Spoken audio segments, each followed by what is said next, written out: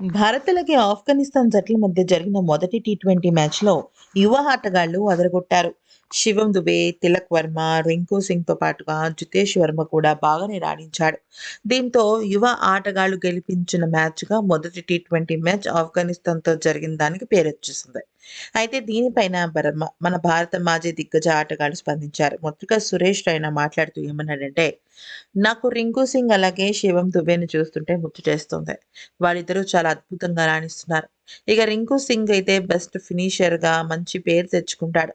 తను మన భారత జట్టుకు కాబోయే నయా ఫినిషర్ అని నేను అనుకుంటున్నాను. కానీ ఒక జట్టు గెలవాలి అంటే ఫినిషర్ ఒక్కడు కరెక్ట్‌గా ఉంటే సరిపోదు. గేమ్ చేంజర్ కావాలి.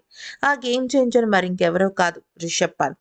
అతను ఖచ్చితంగా ఇక భారత జట్టులోకి ఎంత తొందరగా అడుగుపెడితే భారత జట్టు అంత తొందరగా పైకి లేస్తుంది అంటూ పేర్కొన్నాడు. ఇక ఆ తర్వాత సునీల్ గవాస్కర్ వ్యాఖ్యానిస్తూ ఏమన్నాడంటే, రోహిత్ శర్మ అలాగే శుభమన్ గిల్‌కి సంబంధించిన రనౌట్ విషయంలో రోహిత్ శర్మ శుభమన్ గిల్‌పై అంతలా నోరు పారేసుకోవాల్సిన అవసరం లేదని. అయితే ఆ సమయంలో ఒక్కొక్కరి దృష్టి ఒక్కొక్క రకంగా ఉంటుందని. అయితే శుభమన్ గిల్ అందరికన్నా ముందు ఫీల్డర్ చేతిలో ఉన్న బంతిని చూశాడు కాబట్టే తన ముందు అడుగు వేయలేకపోయాడని.